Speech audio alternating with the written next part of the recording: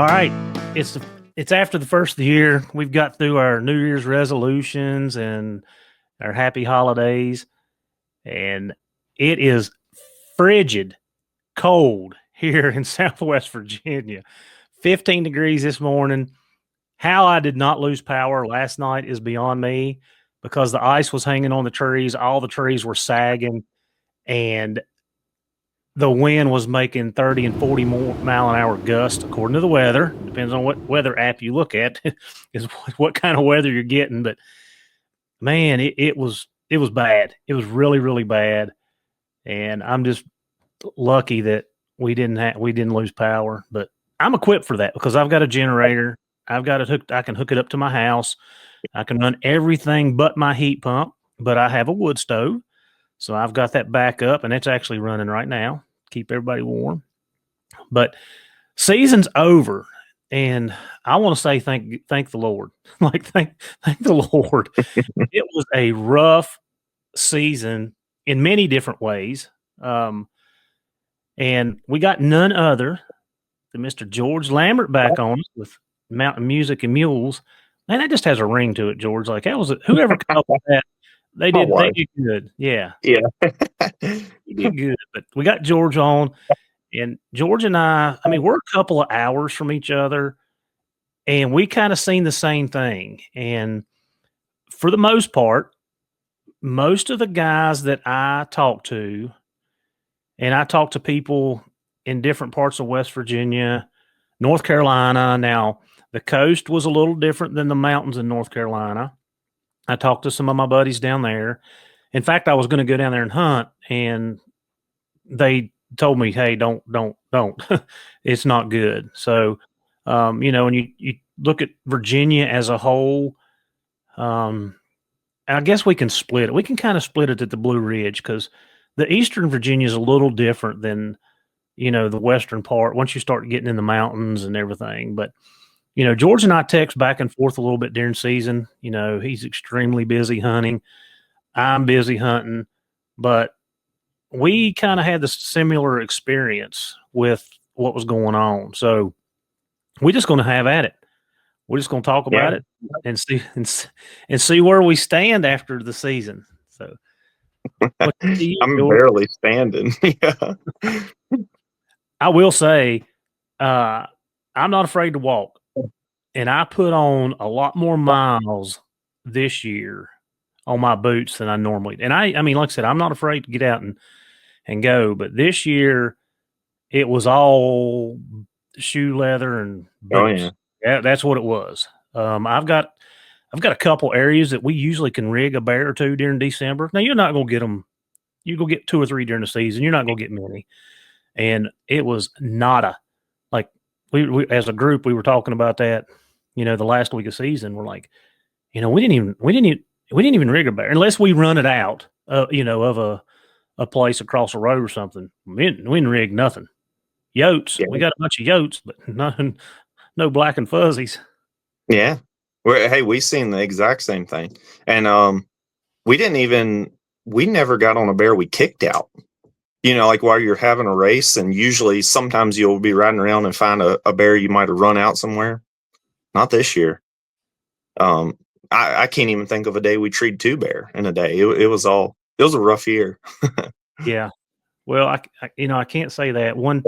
One day, second week, the first and second week were not bad for us. We didn't catch them every day, and I'd have to go back through my book. We did not catch them every day, but we caught several the first couple weeks.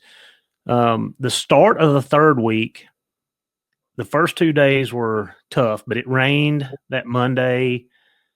We went to another location on Tuesday, and we got after a pretty rough bear on the ground. It was just me and Forrest and Fuzz, and we just couldn't get it cornered. Like, he beat us.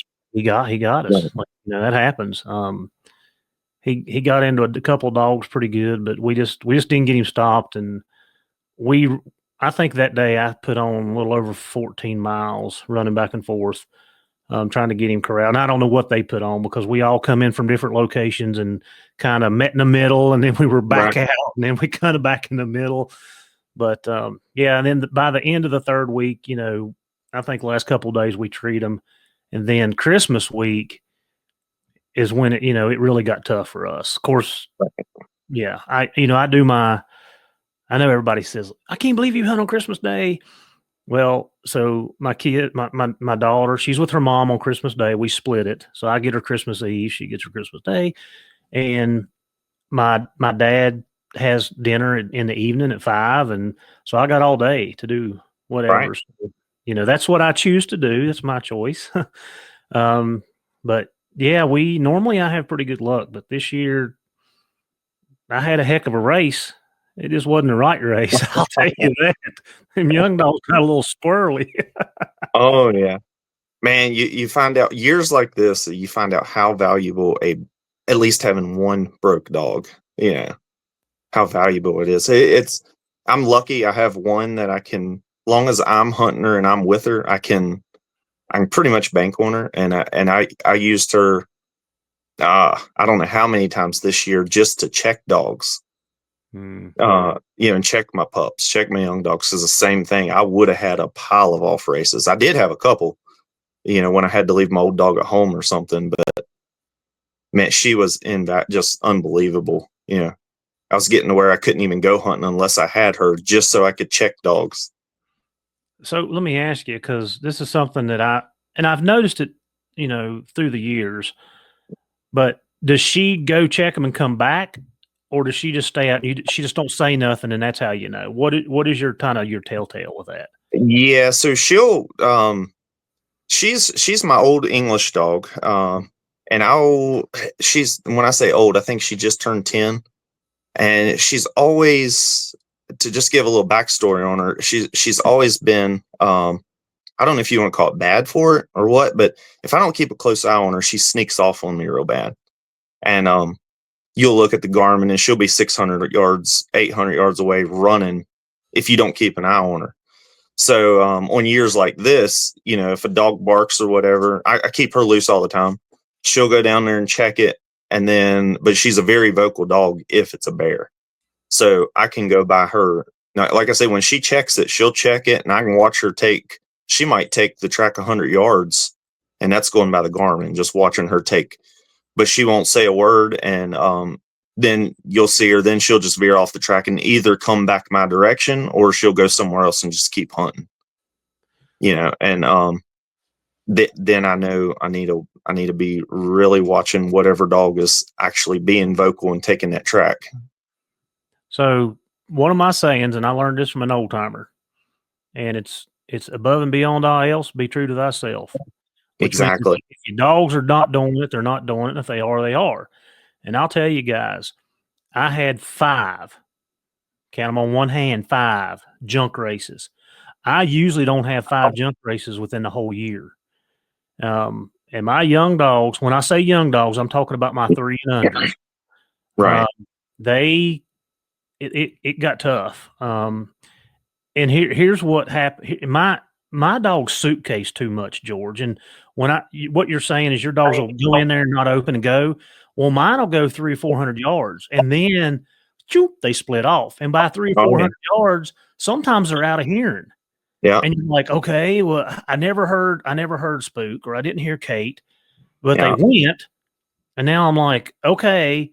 And I told Wesley this, one of the guys that hunts with me. Those 6 young dogs, that's what I hunted during training season. I didn't take Spook and Kate hardly any. I mean, they hunted like 5 times. Spook got hurt, had to have surgery, so he was out.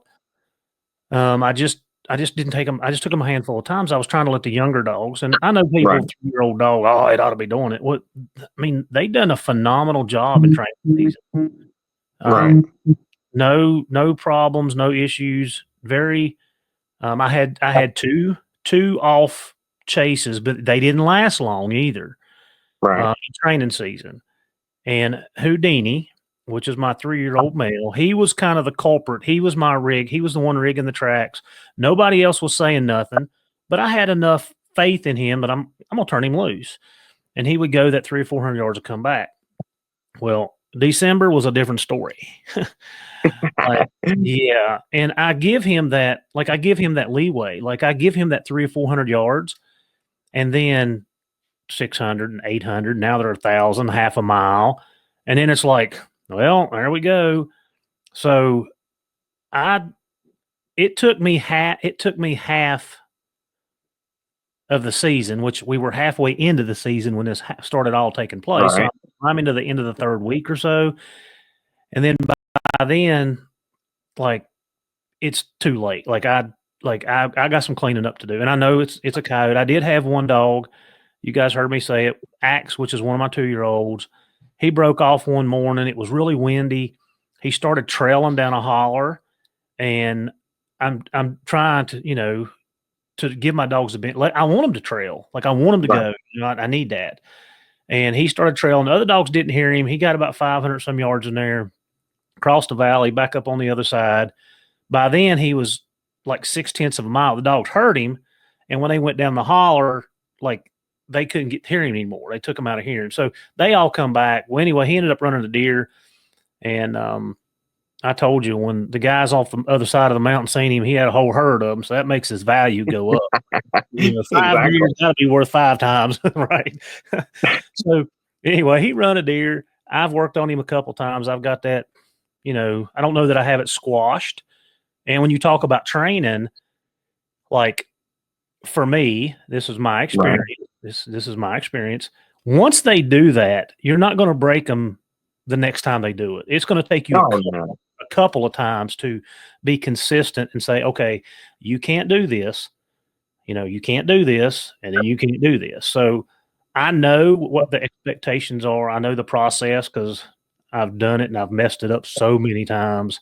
You go out that one time, you put the dog on a deer, you work on him, do the correction, and then you take him out 2 days later, and he's right back running a deer, and you're like, Oh, ah. So for me, I know that expectation. So I had one deer race, and I'm pretty sure I got it wrote down. I think it was 4 yoke races that I had, and to me, that's unacceptable, and I don't like it. My expectations are not that, but like I said, I was already halfway through the season when it started. Finding bear at that point was getting a little rough, which you and I are going to talk about. But yeah, so yeah, it was one of them when you talk yourself off the ledge. It's like, all right, Heath, be patient. They're young yeah. dogs. They're going to make some mistakes. Just bear with them. I know with my line of hounds, I know every hound is a little different, but I really don't get too excited when they're usually. I've noticed with my line, usually age cures a lot of them problems. Like I Mhm. say, I can take my year and a half ones, and I can send electricity. Make them ride the lightning. Give them a month, they're going to be back doing it again if I'm not finding bear consistently. So, this time of year, late in the season, and I was telling some of the boys that was with me, I'm like, don't flip out, don't get ready to get rid of the dogs just because they're having a few off chases. You can't. I would rather them have off chases than be around my feet doing nothing. Um, like I say, there comes a time and a point when yes, it's time to do some correction, but and this I'm gonna get to jumping around too much, but this year, being late in the season, I enjoyed the aspect of working with the pups because I was lucky enough to have a dog that was broke, so I could correct them. And then also, I've noticed if you're too early in the year and it's bear everywhere, I think there's a lot of times dogs will start off on trash, but then they'll jump to a bear, and by the time you get to that mindset you're going to correct them, they might already be on a bear. So this late season like this, you can actually let dogs run a half a mile or something, and really, I mean, you can be consistently and do some major correcting. But on my dogs under a year, I don't do too terrible much with them until if they're running 300-400 yards, like young dogs running 300-400 yards, I really don't. I'll let them do whatever until I can consistently get them on a pile of bear, and they're finishing bear races. Then I'll really start correcting them on deer, coyotes, whatever. But I know I jumped around in some of that, but But that's basically, to go back to it, I don't freak out like a lot of people at this time of year when I'm having coyote chases and stuff. Now, my older dogs, that's a different story. If they start, they know better for sure. They know better. And I do have to, even like I say, I got my older dog, and then I've got a few other dogs that it needs to be me hunting them or they will trash. I call them broke, and for me hunting them, they are broke or basically broke. But I think if somebody else was just walking down through in the woods, I mean, I don't know how to, without doing a visual showing people what I'm talking about. It's hard to explain, but you can tell. I mean, just their body language and stuff. If you've been with your dogs long enough, you can tell they're getting ready to trash, or they're smelling something off, or something's just a little bit wrong. Where usually I can just tell them to come on, and we'll head on down the ridge or whatever. But yeah, it's been an interesting year. So you talked about the dog switching, and I'm gonna tell you a quick one because a couple days before Axe ran that deer, almost in the same location that he started trailing. So this was a couple days before that. Him and Sass is my little, she's not 2 yet. They struck, well, they throwed their heads up and they went over the ridge. They struck, and everybody went. And I didn't have the old dogs that day. I just had the three, I just had the 6 young dogs, or actually 5, because everybody else was in. Oh, it was a mess. So they went over the ridge. They got out of hearing on me. I tried to catch up with them, and they cut back across in front of me and topped over. And I was very honest. I'm like, guys, I don't think they're right. Like, I don't think they're right. Long story short, they topped over the mountain. They turned and they come back right underneath the mountain, which is typically how a bear runs in this area. Like, okay, but they split. My 3 male dogs went one way, and the 2 females come the other way. Well, Maddie was with me that day, so me and Maddie booked it back out, jumped in the truck. Hot Rod was with me. They crossed an old logging road, and his dogs blowed up. And I said, Hot Rod, I'm telling you, pack at your own risk, buddy. Like, I'm just telling you. Like, and he's like, I'm telling you, it's a bear, it's a bear. And I'm like, all right. Well, he dumped the tailgate, and they crossed 2 more mountains, and literally we seen it. They come right out with the bear, a nice bear too, like a nice bear. And they ended up walking that thing and baying it for like 5 hours. We finally got it stopped it was on private property. So I go up, talk to the landowner. Very, very nice people. And they're like, yeah, absolutely, get your dogs. We prefer you not to kill it. And I was like, no problem. We just want to catch our dogs as long as you're good with us catching them. So we ended up catching the dogs that day.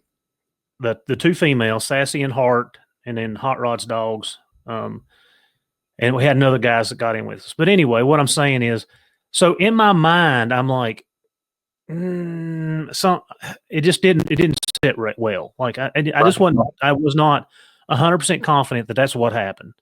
Well, a couple days later, same place, dogs took off. Axe took off on a deer. So as the season's starting to wind down, this was the first Saturday or second Saturday. I don't know. But as the season's winding down, like, I'm taking every opportunity to do some trash breaking. Like, if I see a deer, like, I'm giving the dogs I'm letting them out. I'm doing my thing. Well, I let Sassy out, and she left out there. I mean, I was not expecting her to, like, leave out of there hooray to rail. Like, I thought, she may throw. I couldn't even get on the Garmin fast enough. That's how fast it happened. I solidified my theory that they left out there on trash and switched. Exactly. No doubt in my mind, none, that's what happened. Now, they didn't run that far. They come out of the valley and topped over and switched right in that area. I think they switched when the dogs split, is what I think. So they didn't. They didn't run it. They didn't run it half a mile, 1,000 yards. They didn't run it that far before they ended up switching. But Right. Like I'm 100% confident now that they all left out there wrong and ended up two of them ended up right. So, it is just like I'll fix it. And anyway, I worked on it towards the end of the season. I don't have it where I'm 100% confident that I've got it broke, but I've got it slowed way down. Right. Yeah. So Oh that's yeah. just, and I want, and this is something else I wanted to talk to you about. I know during training season, you and I both talked about our dog's feet, and we kind of contributed to it was extremely dry, ground was hard, um, and so on and so forth. So the first, and I'm kind of repeating what I've said. Sorry, guys. The first 3 days, my dogs put on almost 60 miles Right. of running, and that was not riding around in a truck. That was literally a feet on the ground gone. So the first day, um, the 3 dogs that I had problems with was Sassy, Kate, which is my old female, and Attica. The first day, those Kate and Attica got on bear by themselves. They ended up in the rocks. We put miles and miles and miles on, and we had snow. We'd had just enough snow to make it. I don't know. The ground was covered good. I mean, I Right. don't think we had over an inch or two. I know it wasn't over that. Probably an inch. Or so. So all the hair, like right where the hairline meets the pad, Yeah. Right. they wore out raw spots on it, and that pad that's right above there. And I know you guys can't see what I'm saying, but I'm pointing for George. That pad was raw on almost all my those 3 dogs for sure. Yeah. So I got to. I mean, I'm like, I never have feet problems. Like, the dogs get a little foot sore, and they may cut a pad or something, but Right.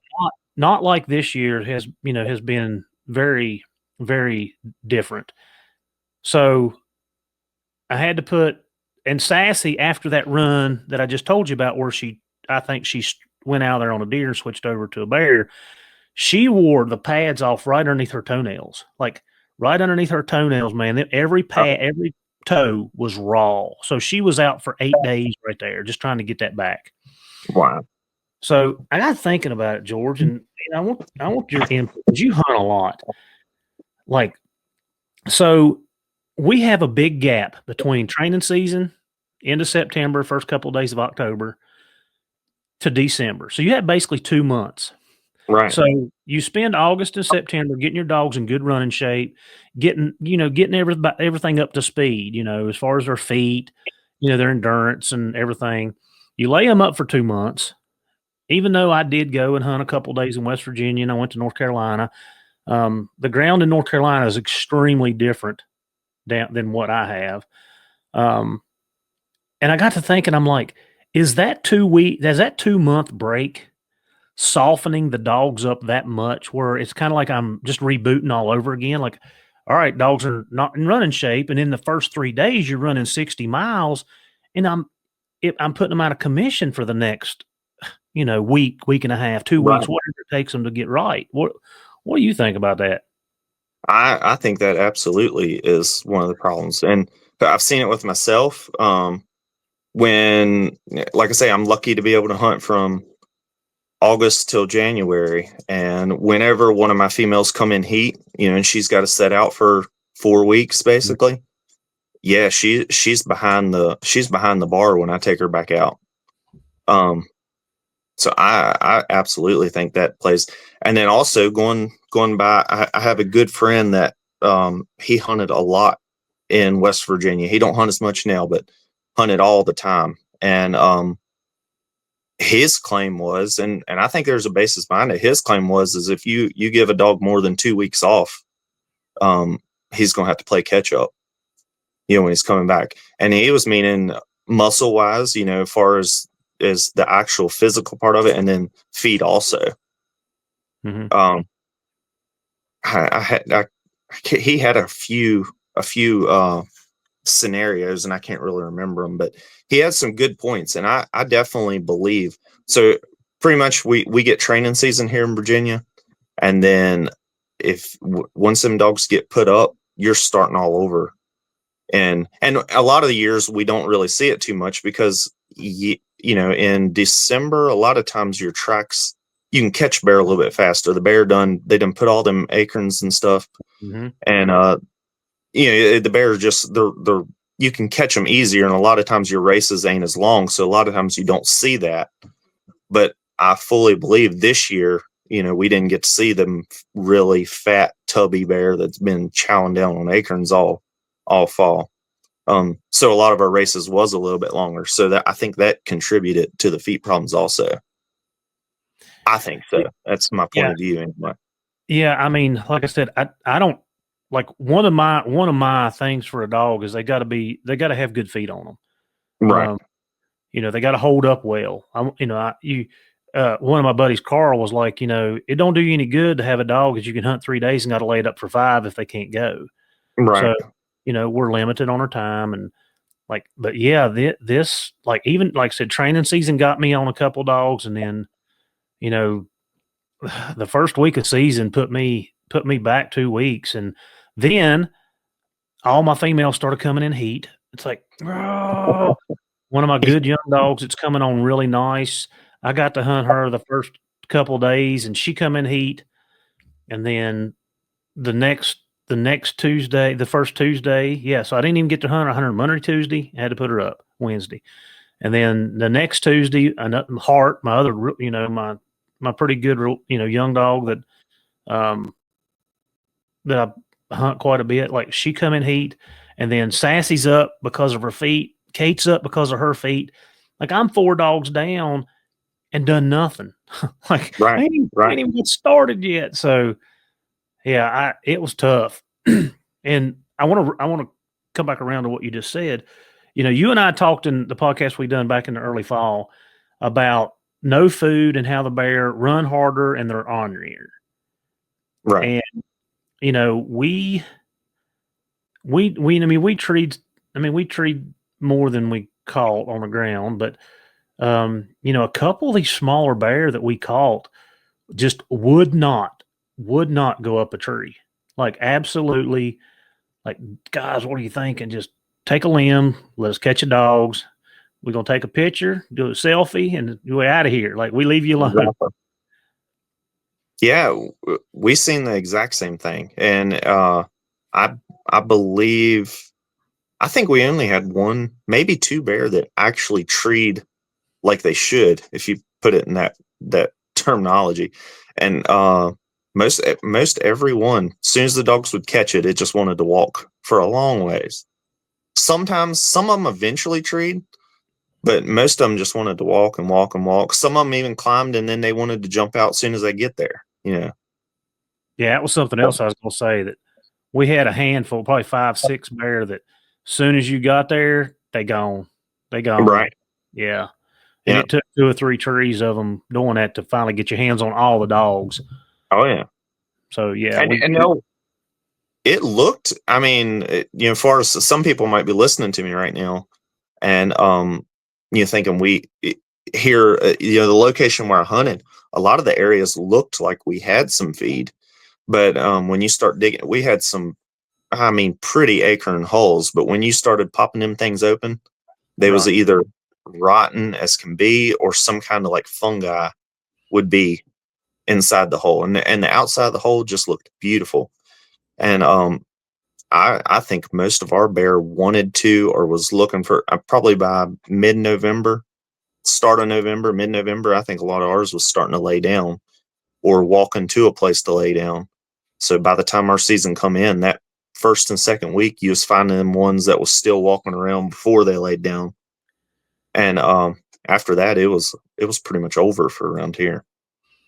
Well, and that brings me to another topic that you and I kind of talked about. So, George, what do you do with these bear if you're trying every way in the world to avoid taking to harvesting it, right? How, Right. how do you get your dogs off an ornery bear? You don't want to take it, and this even goes back to training season because in training season you don't have an option. Like, okay, what do you Right. do? So, what is your method? What do you do? How do you catch dogs in a safe manner? So I with me personally, it goes back to my work at home before I take them hunting. I mean, I know I keep harping on that every time I come on and talk to you, but it them dogs need to know what the tone is, and then also I think I might have told you, some people know about this, but I keep a whistle in my pocket, and that's my personal way. And the reason, to just explain that out, because it sounds crazy, but when them dogs are roaring, you get 5, 6, 8 dogs, and if it's one of them bear that, it's the fight is on, if you want to put it in that terminology. Um, the tone, they're not even going to hear the tone. Mm-hmm. So I've got all mine, or most of mine, I should put it in that way, that when they hear that whistle, the whistle that I keep in my pocket, when they hear that, they know that they better get to me. Whatever they're doing, they better get to me quick, or they're going to feel some electricity. Now, like I say, I'm making that sound easier than it is. It's not that easy, especially when you got young dogs, young pups. But if you start, I know with my personal pack, if I can catch the 2 or 3 dogs that are really putting the pressure on, then the others, they're just, I ain't gonna call them me too dogs, but they're not going to be in there too close, if I put it that way. So I got the certain dogs that I know I need to get my hands on them. Once I get them back, then most of them are pretty easy to get off. Or at least I know they're going to stay out of harm's way, and then I can eventually get them off, But there's nothing that can take place of doing that work at home, where they know when you holler, they know when you're correcting them. If you have to resort to actual shock to get their attention, they know that you're not doing that because they're fighting or on that bear. You're doing that because they're not coming to you. They're not listening to you. So you just got to get them to that point. How do y'all do it down that way?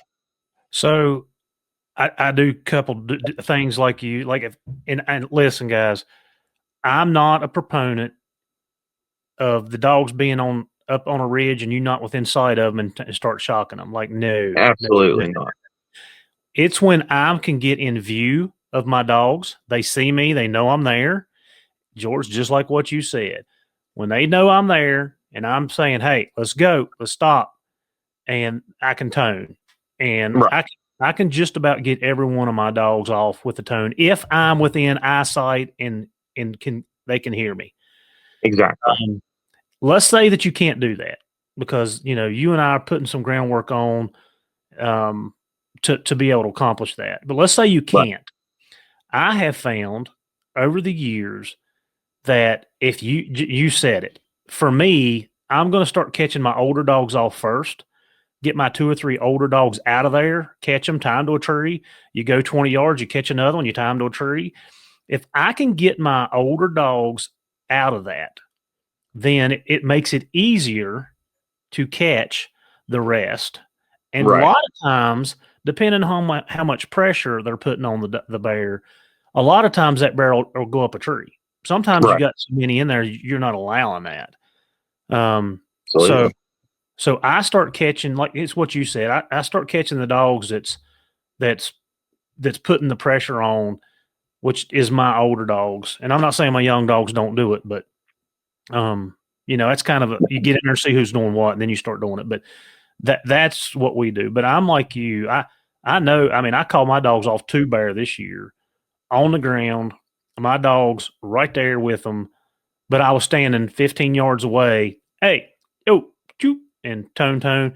And a lot of times if they stop enough to hear that tone, I'll have multiple dogs come back. I don't even have to use all of them. It's if one of them hears it and I hear 2 or 3, then they're looking at me like, oh, I had a bear in a hole this year, and it was over the side of a ledge, not as dangerous as the one I had 2 years ago, but there was an 8-foot drop off on the bottom. So I had went around the bottom to start with, and I was like, I can't see up over the thing. So I had to go back around, go up to the top side, and come around from a different angle. Well, the ledge come out, and there was like a little platform, and the bear was back in the hole. So I kind of like leaned over to look in, and I could see the bear's face. I've got two dogs like literally boom right up in his muzzle, and I've got my other two dogs were kind of just like right there, and I hollered for him a few times, and Sassy, she's like, "All right, Dad," and she went right back, and I toned. Well, I got two of them right there, and then when I went back down, I tied them up, and when I went back down, the bear broke, come out of there, so it took the other two dogs around. I don't know, it went like 100 yards, 150 yards, went into Right. another hole. And anyway, so I got around there and I was able to get my hands on the dogs on that hole. I felt it was a little bit more safer to be in front because if Right. that bear would come out of there, I had nowhere to go on that hole. Like this is the way it Yeah. was situated. So, yeah, the tone is great. And like I said, I would never recommend doing it if you're not standing there giving them a command because that way, just like what you said, George, they know, hey, Dad's hollering at me. I'm not listening because I'm involved in this fun thing right here. But when Dad told me, he's like, "All right, I gotta go. Yeah. Fun's playtime. Recess is over. Like Yeah. when school bell rings, recess is over. Got to come. Got to come. Exactly. Yeah. And So every scenario is different. It ain't gonna, a bear that is just walking, or if he's sat there for a good while, the dogs have been on him a while. The dogs are a lot easier to get off that bear versus a bear they just jumped. He didn't run. They're balled up in a wad rolling down the ridge. It ain't, every scenario is different. I don't want to make it sound like it's mhm, like I can just go in there and get my dogs off a bear, no problem. That's not the case. But mhm. it is easily doable if you do the homework beforehand. Yes, it Um, definitely gets you in the right direction. yes, and kind of just go back over exactly what you just said.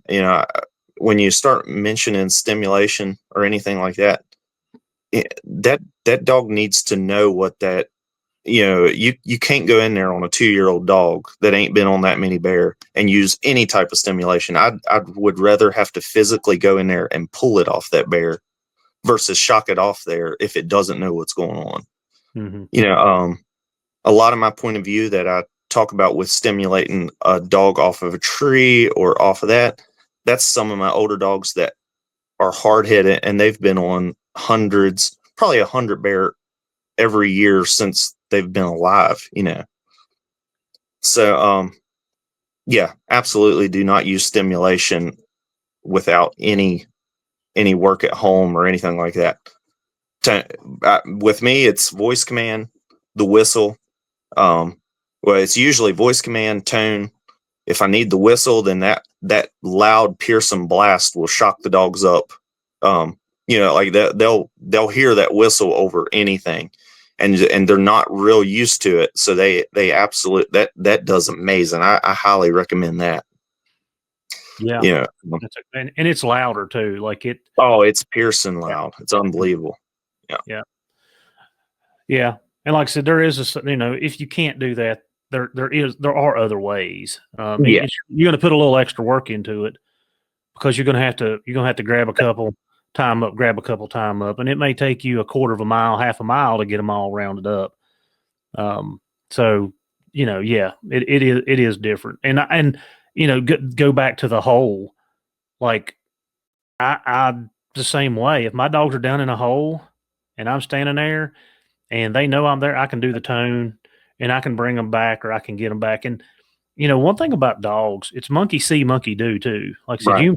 you may do one and then the other one be like, "Oh, what's going on out here? Let's go!" And they pop out of the hole. Oh, got this one too. I grab it. Oh yeah, So I mean, there's definitely ways to do it, but we talk about that 5 minutes a day and the foundation training. Like it goes a long, long way. It goes a long way. it does. But also, it's easy, and there's some bear that, yes, I can. I don't know what the word is. It validate that you're going to have to take, but that thing of using it for excuse to harvest a bear, Hmm. I can't say you always. Like I say, there's guys that hunt with me, and then also dogs that I'm training for people. That, yes, they're not ready for me to tone off a bear or shock off a bear, stimulate, whatever, however you want to say it. So there is times when we physically have to just go in there with our hands, whether you got to crawl in or get in front of the bear, let him walk past you, and just pounce on him. You don't have to harvest a bear just to get the dogs off of it. I know that's controversial. There'll probably be some people that disagree with me on that, but I mean, look at all, like, kind of like you were saying earlier, look at all training season when you can't even have anything with you, and we make that work. Yeah, that's what I'm saying. You do it in training season. Why is it different in December? Like what changes? Is it because okay, I've got a gun with me, so I don't have to deal with it? Like I don't know. I'm with you. Like regardless of the size, there are instances where it's the best thing to do.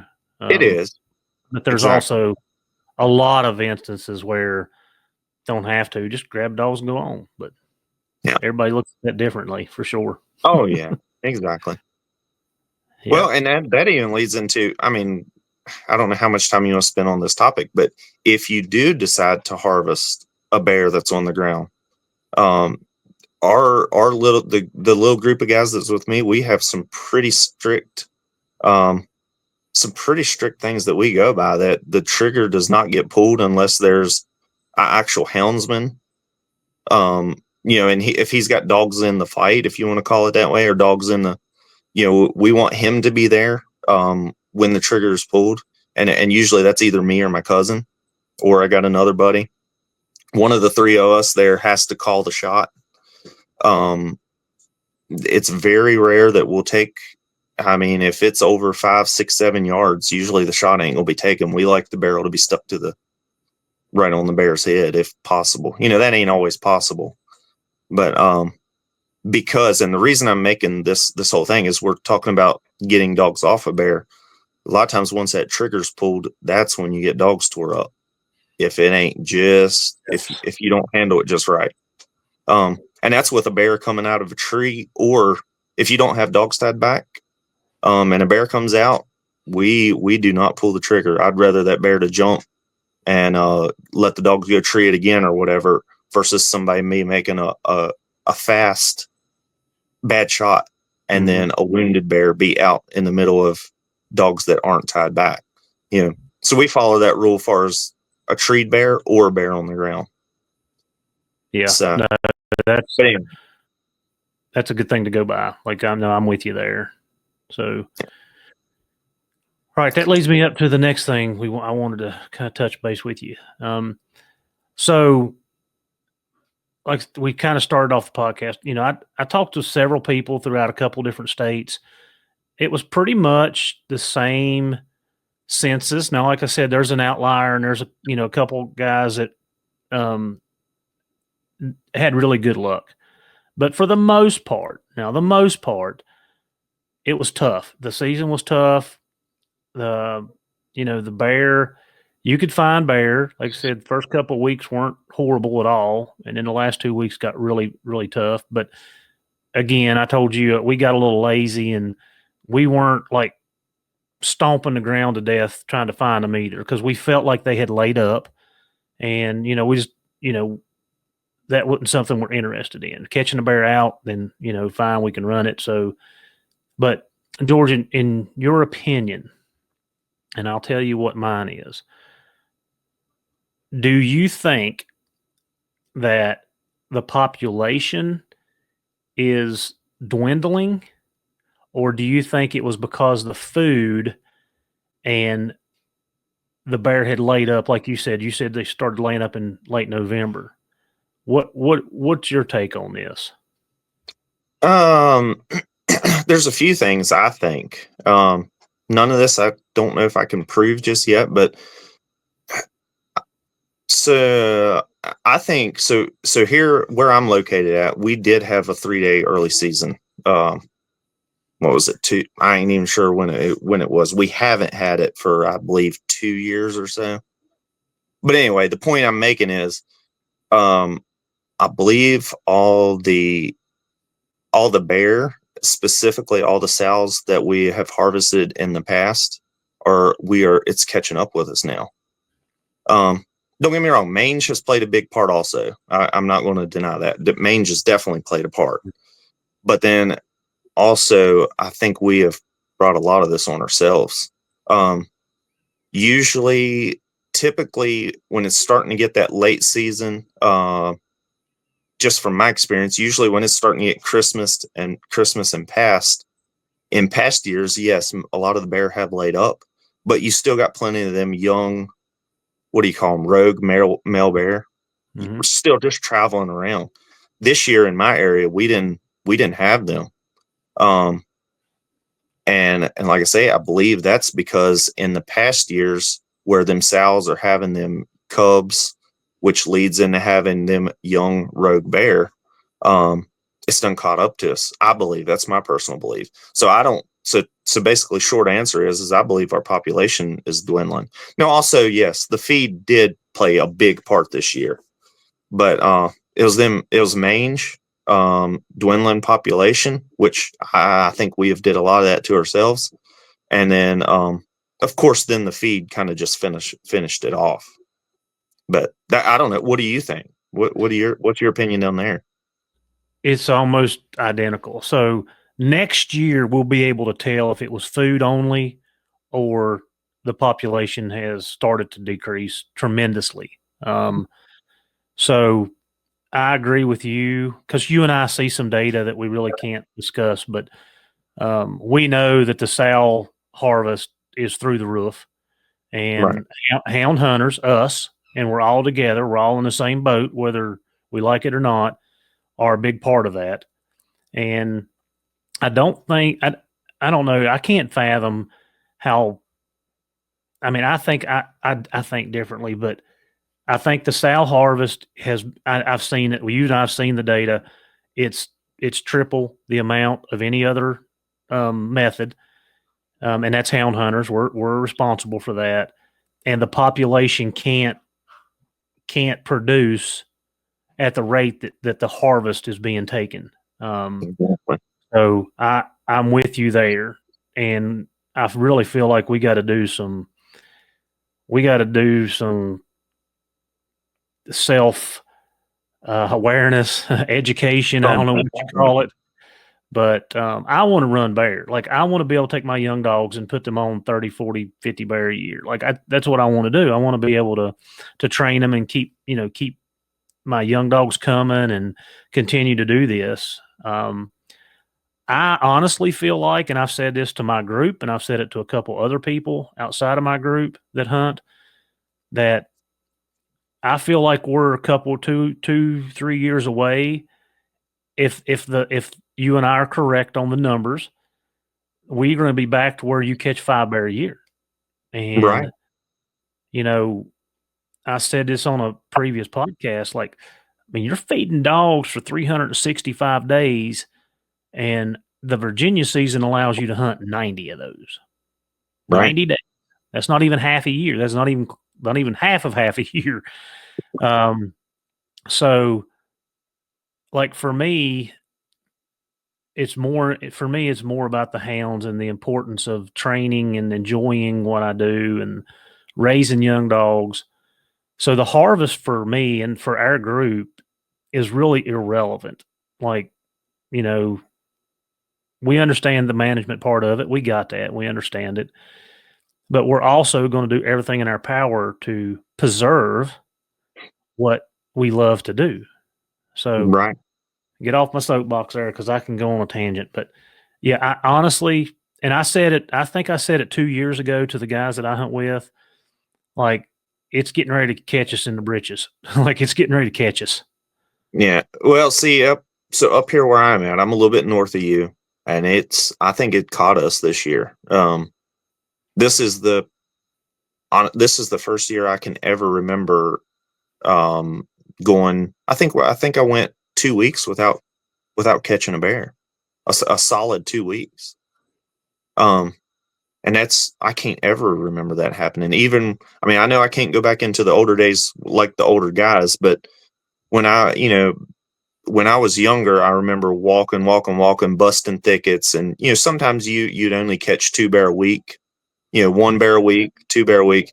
but you would find a bear here and there. This year, me and my cousin, it was like 3 or 4 of us, miles and busting thickets like crazy. And I mean, we could not. The last 2 weeks of the season, I found one bear, and I never even trailed him. I found him in a den tree. Yeah, And you that was it. posted that. Yep. Yeah, that was it. Yeah. Yeah, like I said, I really do. I think we're harvesting them faster than they can reproduce, and um, I mean, it's unfortunate. Like, I know the DWSR goal was to, when they started the early season, it was very open. They wanted to decrease the population by 25%. I think we've surpassed, like, and again, you and I can go on and on and on. There's two different management areas. National Forest is not private property. Private property has been inundated with bear. All you guys listening that deer hunt or other type of hunt, if you're listening, we get that, we understand that, and we understand that your cameras are getting tore up and your tree stands are getting tore up. Those bear have found a safe haven, and they're going to be there for a while. Like the national forests are not that way.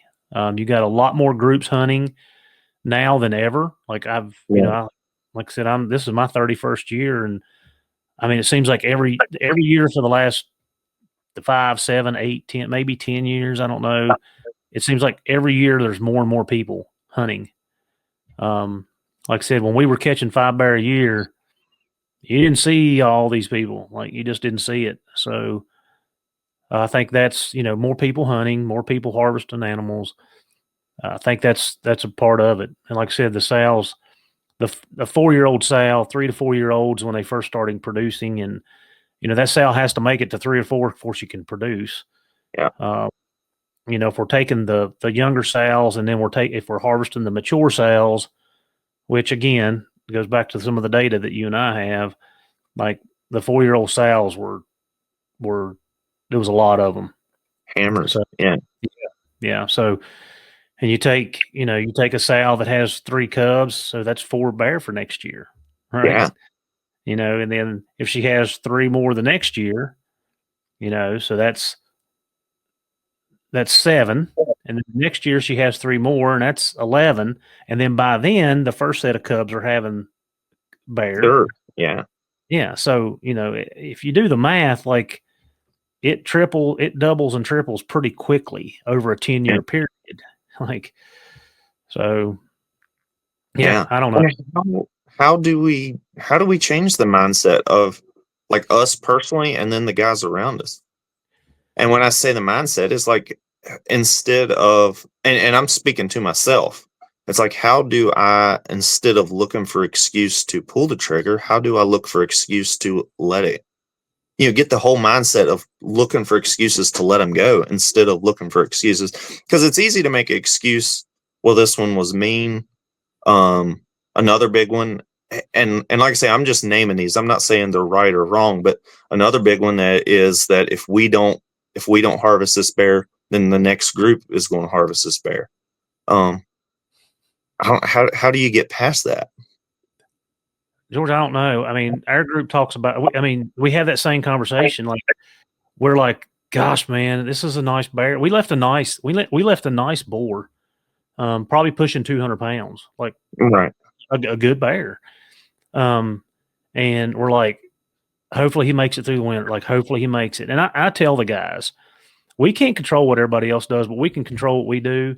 And there's a chance that bear may go lay down or go somewhere and nobody does get on it. There's a 50-50 chance of that. Right.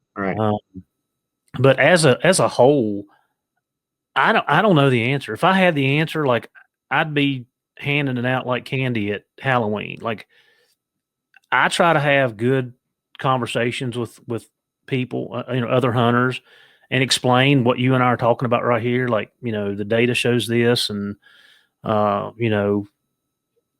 don't know. I really don't know, because I want to be able to do this.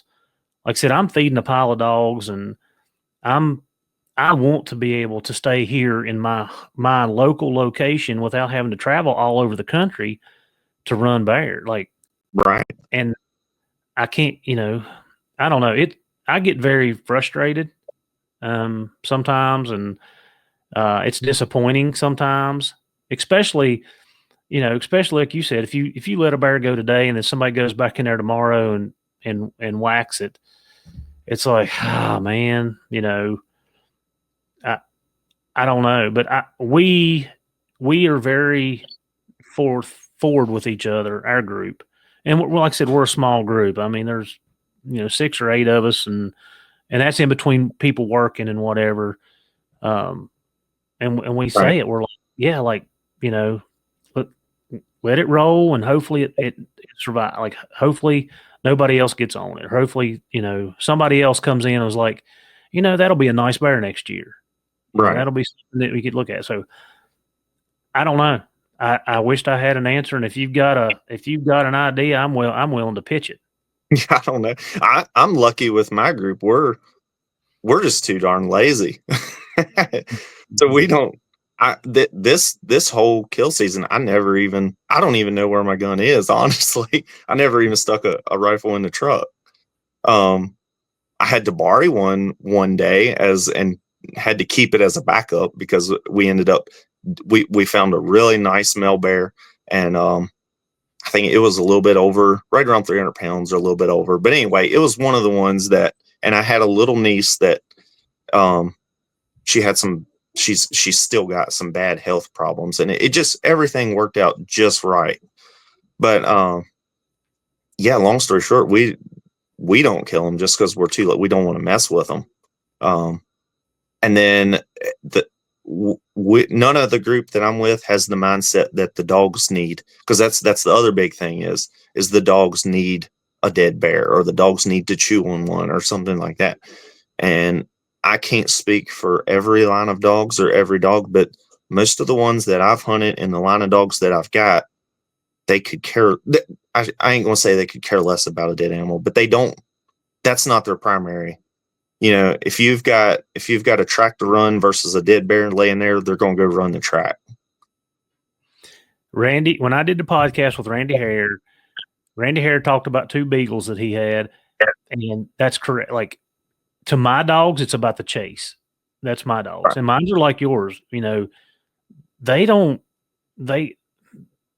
I mean, they could care. They don't care. Like they don't care. It's about the chase. That's what's the fun. That's the prey drive in them. And I told a guy this last week. Matter of fact, I told a guy this. If you got to knock out 6, 8, 10 bear to your dogs, unfortunately, you're hunting the wrong type of dogs. Like if that's what it takes to keep them going and motivated, then for me, I would be looking at a different dog for me. Right. Like I said, yeah, they just and bear hunting so much different than coon hunting and small game. Like it's so different. Our dogs get to see it. That dog walking that bear on the ground for 3, 4, just like mine did that one Saturday for 5 hours.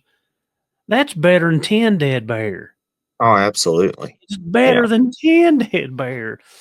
But you can't, I understand. And I thought about this.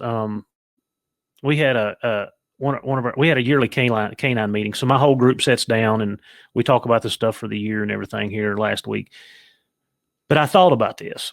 Like I knew things when I hunted. I couldn't explain them to you, but I understood, okay, if I do this, my dog's going to do that. But Right. I couldn't understand the behavior behind it. Like I knew the outcome of it, but I couldn't understand what was going on. Now that I've learned a lot more about dogs and I'm still learning about dogs, like I understand the drives and the motives and stuff 10 times better. And like I said, I'm not where I want to be yet, but I understand it. And like I said, that dog walking with that bear, or that bay up on the ground that runs up a tree, like those are 10 times better than harvesting any bear, in my opinion. I totally agree. Even with a lot of times I've heard the excuse where I got a young dog here, you know, let's harvest this bear since I got a young dog here. And a lot of times that bear will hit the ground and that young dog it won't even know what's going on, really. So Well, yeah, I think you're right. you've said it 3 times. We're using a lot of excuses and saying, "We're just gonna take this bear." Like, Right. don't blame it on the dog, don't blame it on the first time hunter you have with you, or don't blame it on whatever, because it's an excuse. Like, you've already got your mind made up what you're gonna do, and you're gonna do it, so boom, do it. Yeah, Like, don't there's there's no reason for some of this stuff is just like you said, George, it's an excuse. it Sorry, is. guys. I'm sorry if you don't feel that way, but it is. And I hope that, as you hunt more and you get to the point where, and I've gotten soft. Like, I'm telling you, in my age, like now when I was in my 20s, like, guys, I've been through that stage of my life. And now I'm not that way, and I think I've aged out. Especially in law enforcement, we talk about aging out. People age out of crime. They'll age out of the stuff they do in their youth and in their up in their 20s and early 30s, and then when they hit their 40s, they kind of, and then I'm aging out. Like, I'm like you. I don't really care. I don't, and I'd be darned. We treated some of our guys treat a really nice bear back in an area, and like they're like, we ain't dragging this thing out of here. Like, no way. Like, y'all crazy. You'll take us till tomorrow morning. And it was definitely one that would have been on our, like I said, our kind of goal was 200 and above, and Right. uh, no sales if all possible. Um, like I said, there's times that happens or whatever, but and they took some pictures, walked away, and a Yeah. lot of people wouldn't have done that. Like you said, a lot of people just wouldn't have done that, but hopefully next year we go in there and it's a 3 plus, but Exactly. so yeah. Yeah. We walked away from one that we probably shouldn't. I always harp on all this management stuff. I talk all that stuff up about Big Bear, and then one this year that was I shouldn't say this year. It wasn't this year. It was a previous year, but um, it was the perfect management bear. And like I say, we was all just too lazy to too lazy to pull the trigger on the thing. It was. I'll send you some pictures of it here in a little bit, but it was probably in the fives, I would say. Woo! Yeah, it was a whopper, and we couldn't get none of us to pull the trigger, so we let it go. Yeah, nice. All But right, let's wrap this up. All right, so you've had 2 seasons with your Nook Shook. I will say that this year, this winter, not fall season, not season, but this December, mine has changed a little bit. The food hadn't changed. I'm not saying that, but that first week we had, we were down in the teens several morning. Like I said, we run 60 miles right out of the gate. I mean, it was like, man, we're doing that Iditarod the first 3 days of it. My dogs were not prepared for that. And George, I'm feeding a 32-32. I right, ended up feeding more this December. And I'm still feeding it. Season's over, and I still have a couple bags left. I fed more this December than I normally do. And I know, like I said, the weather last year was mild, and I know that had something to do with it. But I went from mostly 2 cups to I'm feeding a couple dogs 3 cups, maybe a little bit more than 3. I don't feed them a full 4 cups, so that's what I'm saying. I don't know where I'm at with the 3, but my 3 male dogs are getting a good 3 cups. Could be a little bit more. And then my small females, which are 35, 40 pounds, I got 2 of them. They're getting 2 cups and a quarter. They're getting a big 2 cups. So it was a little different for me. I'm not used to feeding that much, but I did see a difference in the dogs. None of them dropped off or anything like that, but uh, I adjusted accordingly because of the weather and the running. yeah. So I learned a lot this year. Previous year I fed other feed, and usually, like I said, I'm usually hunting steady up till December. Mine only gets the week of Thanksgiving and the week after that. That's the only 2 weeks they get off. in past years and this year also. So the thing that I learned this year, in past years, my dogs by the end of October they're starting to fall off, and I'm feeding a lot of feed, just trying to keep up, and feeding usually adding some kind of supplements. Um, this year, I got up to my break time in mid November. The dogs looked phenomenal, looked absolutely great.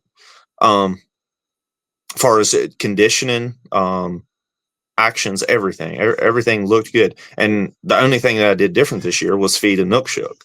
So I contribute that to a Nook Shook.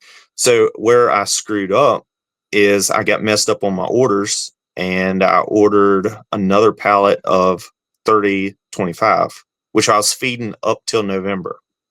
And I think as we had previously talked, I had planned on in November switching to 3232, which, and if you go by the numbers, and I don't have them right here in front of me, it kind of tells you that the dogs probably in October is probably when I should have went ahead and switched by the amount they was running. And just they needed that extra, that little bit of extra oomph in them, even though I couldn't see it in their conditioning. So the point I'm trying to make is, so I got up till the end of November. My pallet come in, and I realized it was 3025. My dogs looked good, so I was like, well, I'll breeze on through this season. By the numbers, it don't add up, but they look really well. So I noticed actually while we was on that break of Thanksgiving, we started having them really cold spells, and at the start of the season, the dogs still looked great, but then I think two dogs. I had to definitely up my feed, for sure. By the end of the season, actually, pretty much by the first week in the season, I realized what I'd done did. That my numbers weren't matching what I needed, and also I started seeing a little bit in the conditioning. So up to 4 cups for most of my dogs, and that held them through. Far as they looked really well still, and they still look really good here at the end of the season. But two of my bigger dogs started falling off a little bit by probably that week after Christmas is when you start seeing more of that rib than you want to see from the back end. And I truly believe that if as hard as I run them, and they're getting run almost daily, if I would have had the 3232, and if I'd have made my numbers matched up exactly kind of how the math told me in the beginning of the season. And what I'm referencing, if any of y'all listeners go to my personal YouTube channel, I did a video on a Nook Shook dog food, and that's the numbers I'm referencing. But anyways, if I would have fed the 3232, I think I'd have ended the season the best my dogs have ever looked. Most of mine still, even with feeding the 3025, they still look the best that they've ever ended a season on. Now, I will admit that I didn't have the run in the last 2 weeks like I typically do. So I'll argue that maybe could that play a part, possibly. But just overall, that feed, it does really, really well. Yeah, and I just sit here and did the calories. So the 3232, which I'm feeding 720 calories per cup, and George is feeding the 3025, which is 578 calories per cup. So George's 4 cups is 2,300 calories. My 3 cups is 2,100 calories. So I told you I'm feeding probably a little bit over 3 cups. So we're hitting about the same calories per cup. Like I said, I'm feeding less dog food with the 3232. But yeah, I mean, usually, like I said, usually the 2.5 cups gets me through December. But this year, like I said, that cold snap and them hard runs right out of the gate, I feel like played a part in mine for sure. And like I said, I'm not going to feed them just 2 cups because that's what the bag says. Right. I've been feeding this for 4 years, and I've got my dogs pretty much down to a science. And I'm I don't want them run down at the end of the season, so I'm feeding a little extra, and I don't mind. I don't mind it. It is what it is, and but yeah, I fed more this year too than typical. Well, and here's the interesting thing I noticed, and this just to me it proves that I have to step up to 32 next year and earlier, and then of course all through our late season. I noticed once I got over that, I think that 3 cup or 3.5 cup, somewhere in that area, you start getting more waste after that. Mm-hmm. So while even though I was feeding four cups and them big dogs that started falling off, I started putting them a little even more than that. But I don't know exactly. It'd be neat to talk to a nutritionist. I don't know how much a dog can actually absorb, even though you're giving them that amount of food. Can they actually absorb that much?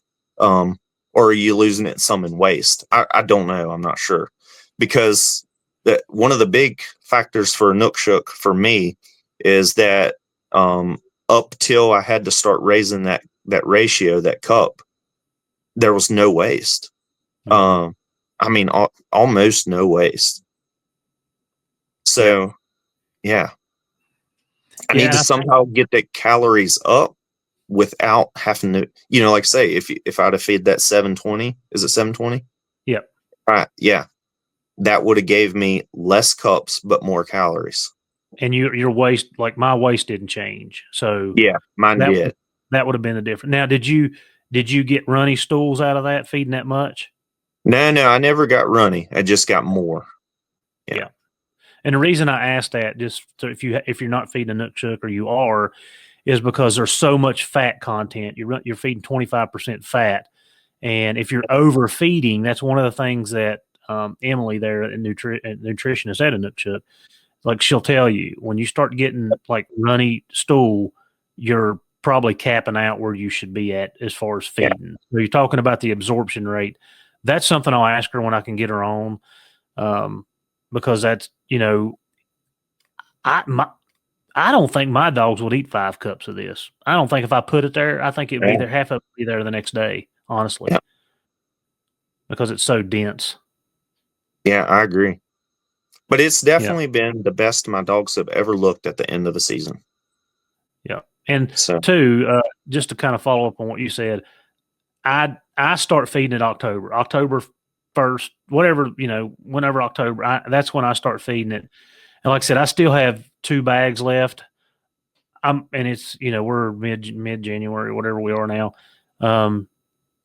Typically it lasts me till the end of February. This is not, it's going to last me till probably about the 1st of February, because that's how much more I right, fed up. And right. I'm actually feeding one more dog than I was feeding last year. So that's going to play a part into it too, as I'm feeding an extra dog and I'm feeding more. So that's kind of how Right. my next year I think I will. I don't know how many dogs are feeding. So I'm feeding 8 dogs right now, the 32-32. And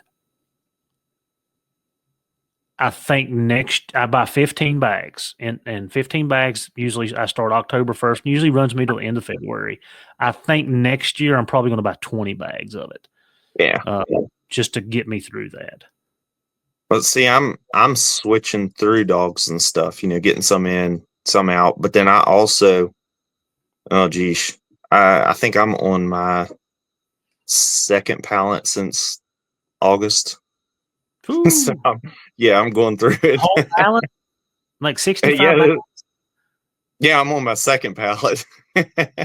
Gosh, I mean, I'm feeding a pile of dogs like way more than I want to feed, and like 2.5 pallets usually gets me through the year. And guys, like I said, I'm feeding more dogs than I normally feed. So um, I started out with a pallet would last me 10 months. And then like I said, I took on more dogs and raised more dogs. And then I got up to like 2 pallets. And now with all the puppies that I have, I'm feeding it's going to be about 2.5 for a year for 12 months. So that's 65, 65 and 30. So, Well, phew. see, it's bad timing for me because oh man, I got all my old dogs. Some of the dogs that I get coming in. Um, I also I got some young pups, which they don't play a big part. But then I got some middle-aged pups where they're eating it, and I don't even know. I got a whole slew of them running around. So, but you're feeding everything a Nookshook now, right? yeah, everything in Nookshook.